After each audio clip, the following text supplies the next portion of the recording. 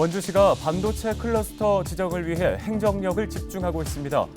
강원특별자치도 출범을 기회로 반도체 교육원 설립 등 지역 내 반도체 생태계 조성에 총력을 기울인다는 계획입니다. 원주시의 인구가 도내에서 처음으로 36만 명을 넘어섰습니다. 원주시는 인구가 늘어난 데에는 청장년층 유입이 한몫을 했다고 보고 청년 지원 정책과 정주 여건 개선에 집중하고 있습니다.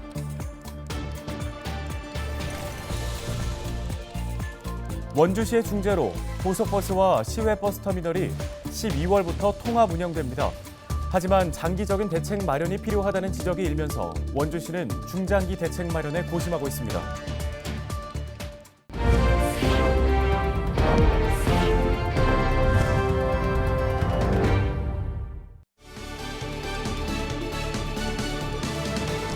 헬로티비 뉴스 강원 시작합니다. 원주 오픈 스튜디오 개소를 앞두고 오늘은 원주시 특집 뉴스로 준비했습니다. 원주 지역의 다양한 이슈들을 짚어볼 텐데요. 오늘 저와 함께 일일 앵커로 원광수 원주시장께서 함께해 주시겠습니다. 안녕하십니까? 네, 안녕하세요. 네. 원주시장 원광수입니다. 예, 오랜만에 카메라 앞에 서시는 거죠? 네, 그렇습니다. 이렇게 카메라를 통해 시민들에게 인사드리게 되어 매우 기쁘고 설렙니다. 오늘 일일 앵커로서 최선을 다해 원주 소식을 전달해 드리도록 하겠습니다. 예, 그럼 본격적으로 뉴스 시작하겠습니다. 첫 소식입니다. 원주시가 반도체 클러스터 지정을 위한 장기 로드맵을 내놓았습니다. 반도체 교육원 설립을 통한 인재 육성 등 지역의 반도체 산업 생태계를 조성할 계획입니다. 가장 먼저 진행되어야 할 것은 규제 개혁으로 꼽혔습니다. 반도체 산업 후발주자에 속한 원주시가 강원특별자치도 출범을 무기로 가져갈 수 있는 최대 강점이 규제 분야라는 겁니다. 양진호 기자의 보도입니다. 정부가 추진 중인 국가첨단전략산업 특화단지 설립. 지정된 특화단지에는 세제 지원과 산업 인프라 구축, 인력, 금융 분야 등이 일괄 지원됩니다. 정부 차원의 과감한 지원 결정에 인천과 광주, 전남은 물론 충북, 경북 등이 경쟁에 뛰어들었습니다. 원주시는 클러스터 지정의 최우선 과제로 규제 개혁을 꼽았습니다. 특별자치도 출범에 맞춰 특별법에 반도체 산업 관련 규제 완화를 담아낼 수 있다면 다른 경쟁 지역과의 비교해서 우위를 점할 수 있다고 판단한 겁니다. 원주시의 특화단지 지정은 김진태 강원도지사의 대규모 반도체 공장 유치 공약과 맞물리며 전폭적인 지원을 기대할 수 있게 됐습니다. 특히 강원특별자치도법 특례사항에 반도체 산업 관련 규제 완화가 대폭 반영될 것으로 예상됩니다. 강원도와 함께 그런 관련된 입지도 조사하고 있고 또 규제도 또 저희가 같이 한 팀이 돼서 같이 협파를 하고 있고 또 기업도 같이 강원도 원주시가 같이 이제 방문 상담을 하고 있습니다. 산업 인프라의 한 축을 담당할 인재 육성 시스템도 구축합니다. 정부가 반도체 특성화 대학원 지정을 예고했기 때문인데 원주시는 지역 대학과 함께 한국 반도체 교육원을 설립해 대응하기로 했습니다. 반도체 산업들에서는 이제 기업이 가장 중요하다고 여기는 것이 인력 양성입니다. 그래서 강원도 원주시는 같이 한국 반도체 교육원을 설치하기 위한 노력을 시작했으면 국회와 산자부 등에서 내년도 국비 확보를 위해서 지금 열심히 뛰고 있습니다. 다만 클러스터 부지로 활용할 불온 일반 산업단지가 공사 중단 상태로 멈춰서 있는 게 가장 큰 리스크입니다.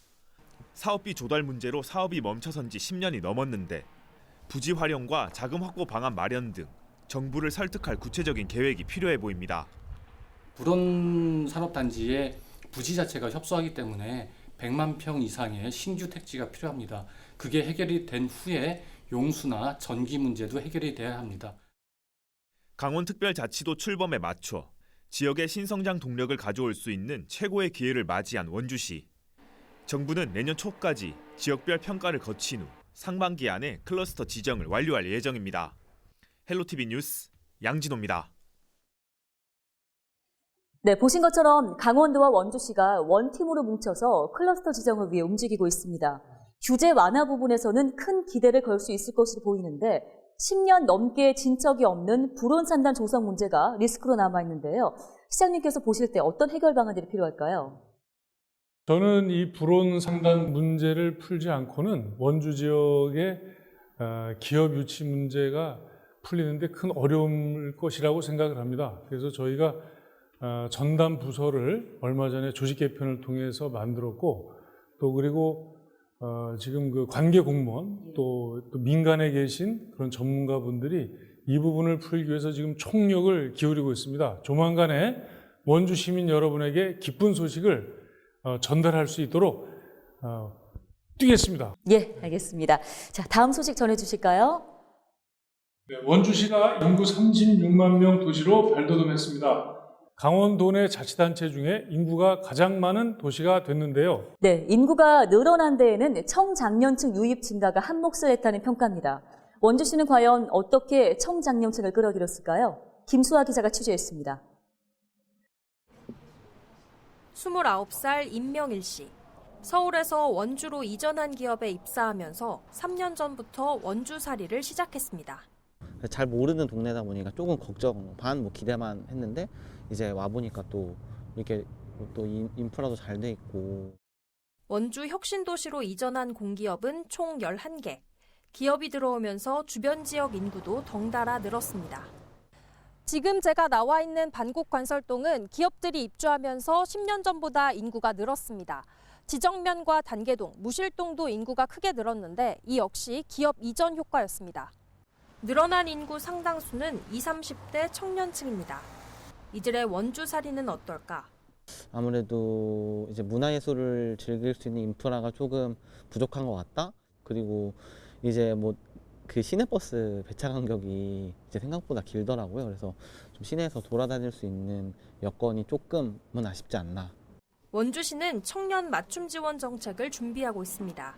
내년 2월엔 청년지원센터를 열어 청년들의 필요를 듣고 맞춤형 지원을 할 계획입니다. 어떤 면접 정장이라든가 면접 활동비, 시험 응시료 같은 5개 사업을 할 예정이고요.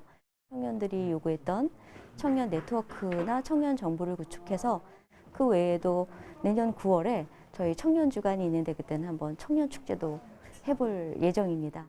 또 시는 원주에 살면서 타 지역으로 출퇴근하는 청년들을 위해 내년부터는 교통비 지원에 나서겠다고 밝혔습니다.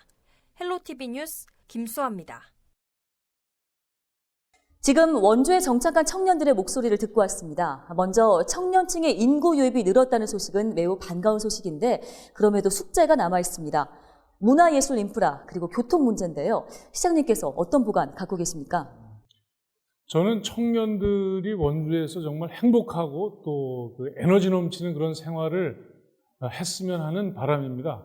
비단 청년들만의 문제는 아니고요. 원주 전체 36만 시민들께서 행복한 도시를 만들면 청년도 행복하고 또 거기에 청년층에 특화된 그런 포커스 정책을 만들면 우리 청년 여러분께서 힘을 내고 지금 굉장히 어려운 시기인데 힘을 내고 이 어려운 시기를 잘 넘기실 수 있을 것이라 생각을 합니다.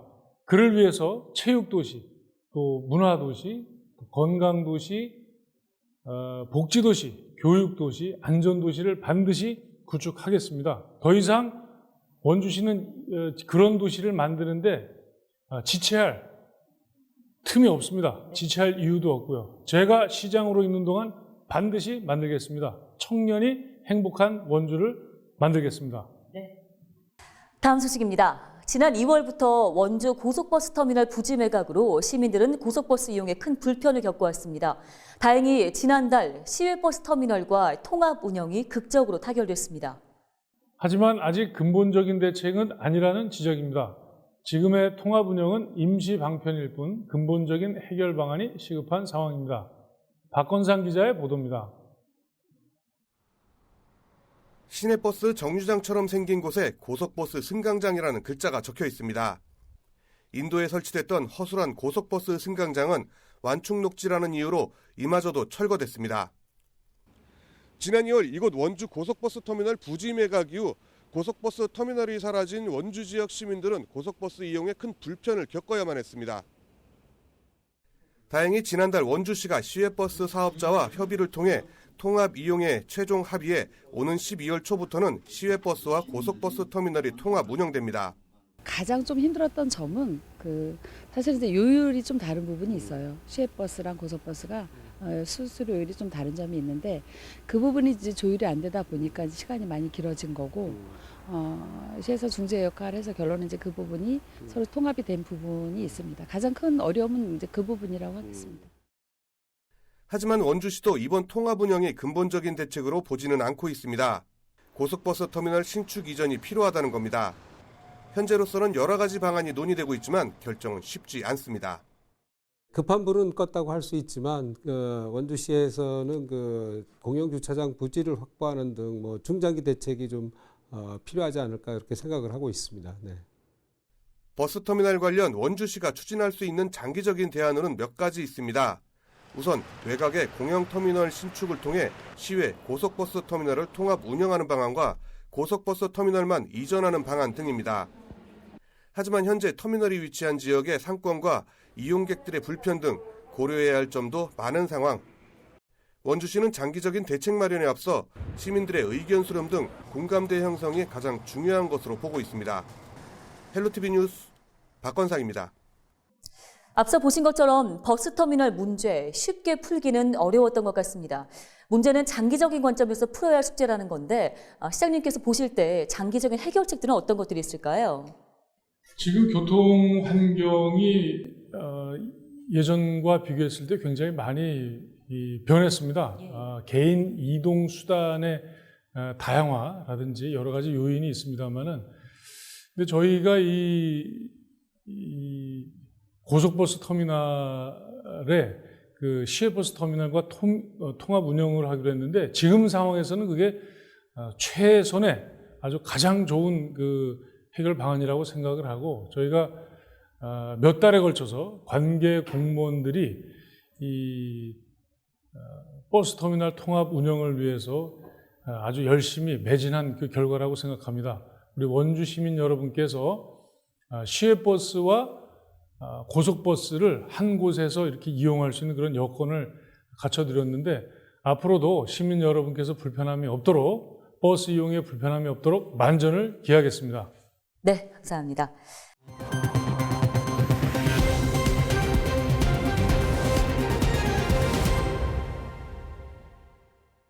다음 소식입니다. 지난 9일 밤 11시쯤 철원의 한 양돈 농가에서 아프리카 돼지열병이 발생된 것으로 확인됐습니다. 이에 따라 방역당국은 추가 확산을 막기 위해 접경 지역 5개 시군에 대해 10일 밤 11시까지 일시 이동 중지 명령을 발령했습니다.